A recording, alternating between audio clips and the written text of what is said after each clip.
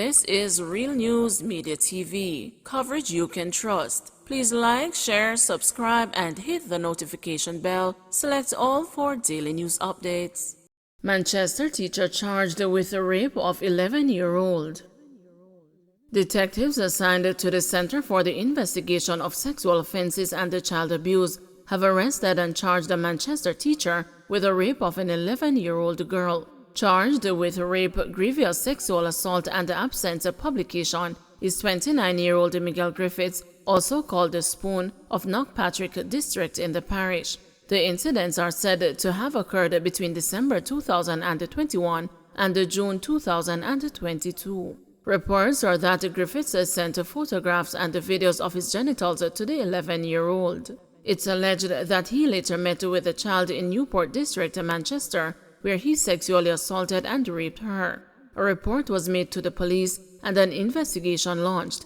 Griffiths was pointed out to and subsequently charged. His court date is being finalized. Teen charged following carjacking incident in Manchester.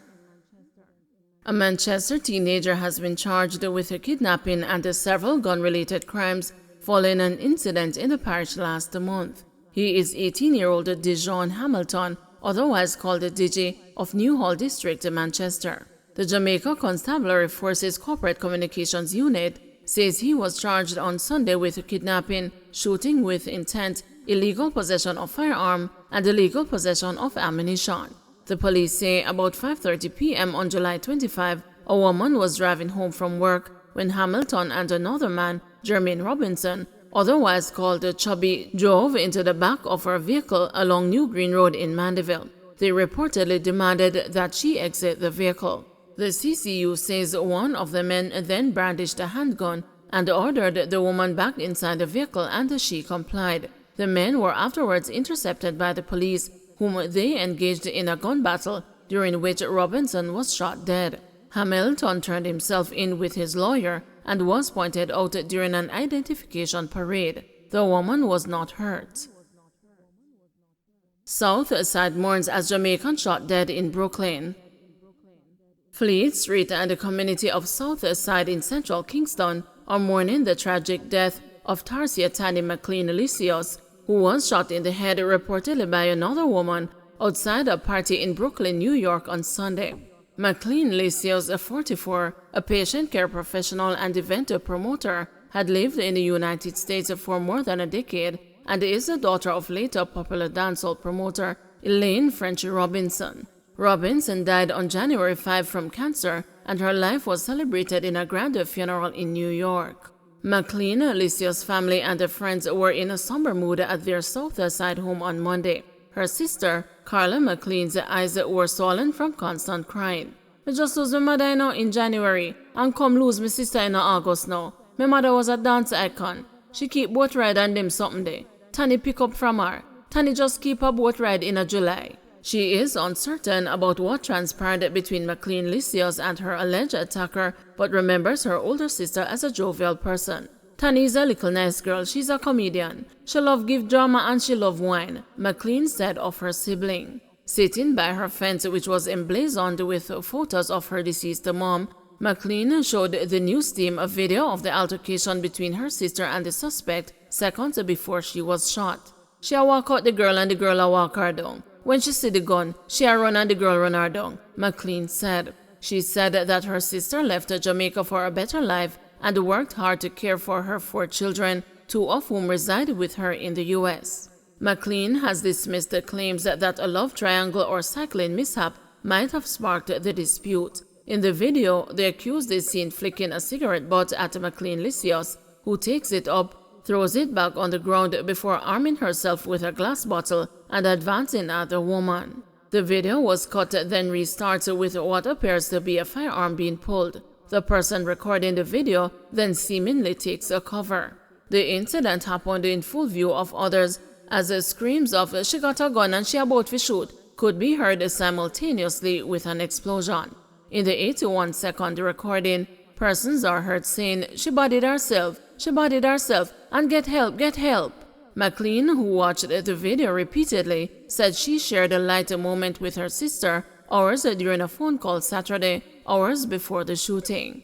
A resident at neighboring Gold Street said she was shocked to hear that McLean Lysios, with whom she grew up, was killed. Police reports are that the shooting occurred about 5 a.m. at the party spot Hearts of Love on Liberty Avenue near Williams Avenue in East New York. McLean Lysios was taken to Brookdale Hospital and pronounced dead. After the incident, the suspect reportedly fled in a black Nissan Murano SUV with a paper license plate. No arrests have been made. Investigations are ongoing. Kane Cutter charged with murder of common-law wife in St. Catherine. Kane Cutter Sherwin Billy Collins have been charged with the stabbing murder of his common-law wife in St. Catherine on August 21. He was charged on Monday by the St. Catherine police. The deceased is 24-year-old hairdresser Alicia Patience of Louisville in St. Catherine. It is alleged that about 6:30 p.m. on August 21, the two had a disagreement which escalated. During the dispute, the woman was stabbed in the neck. She later succumbed to injuries. Collins reportedly ran from the scene but was later turned over to the Shady Grove police. He was arrested on suspicion of murder, and upon completion of his file, he was formally charged. St. Anne police launch a major operation. The police are urging members of the public to avoid the general vicinity of Little Duns River in Oteria, St. Anne, where they are currently conducting an operation. This follows the killing of a man in the area on Saturday evening. He is 25-year-old Rasheen Housen, otherwise called the brother of Guys Hill St. Mary and Mansfield St. Anne. The police are theorizing that his killing is linked to an ongoing gang feud. They are probing reports that a gang from the Stereton community in the parish has a foothold in the area. Acting head of the St. Anne Police Superintendent David White told the news that the scene of the crime has been cordoned off to facilitate further investigations. Proposal to temporarily hire retired teachers approved. The Ministry of Finance and the Public Service has approved the plan to hire retired teachers who are on long leave to fill areas of specialization at schools which have not been able to find adequate replacements for the new academic year. Education Minister Favour Williams informed the school principals of this development on Monday. According to the Education Ministry, 1,877 teachers have applied for and received vacation or study leave and retirement. Finance Minister Dr. Nigel Clark has advised that based on the short-term measures, teachers will be able to temporarily fill vacancies while on vacation leave in either their existing school or at another institution. Retired teachers are to be utilized in areas of specialization or to be re-engaged on a contractual basis only. The Finance Ministry says that the rate of pay is to be determined based on the position to be filled and not on the retired teacher's qualifications.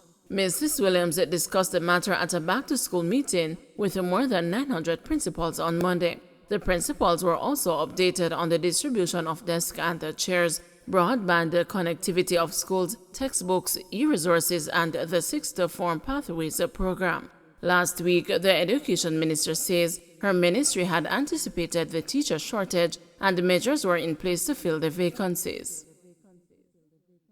Firearms seized in St. James.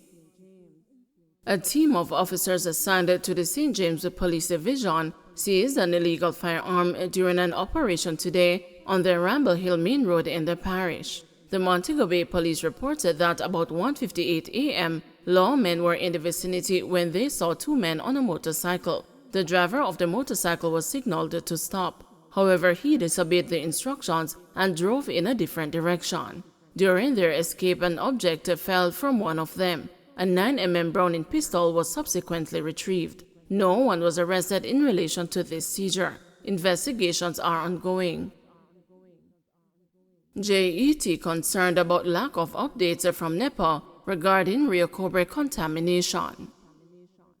The Jamaica Environmental Trust has expressed a concern about the lack of updates from the National Environment and Planning Agency following the toxic discharge from Windalco's effluent holding pond in the Rio Cobre in St. Catherine last month.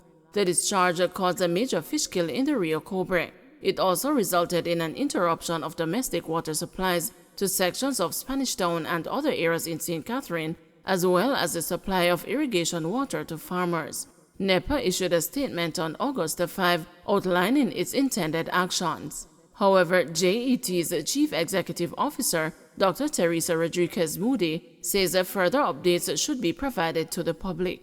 The public was also told that they were going to be having a meeting on August 8th and the company had the right to appeal NEPA's decision. But following this meeting, we've had very little update in terms of what has been agreed on, what are some of the next steps, and what are the actions that have been taken over the last 4 weeks. And the public really is entitled to know what has been agreed on and what are these next steps.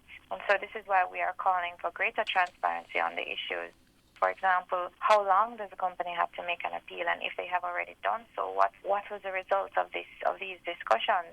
We also understand that the amount that is needed to compensate those that have been affected by this most recent incident in July does not adequately cover or is not adequately covered by the Environmental Performance Bond. So the next question is, who has to pay? Who will have to pay that? Will it be the taxpayers that have to pay for the actions of Windalco? These are some questions that we'd really like to have answered. Don't forget to like, share, subscribe, and hit the notification bell. Select all for daily news updates.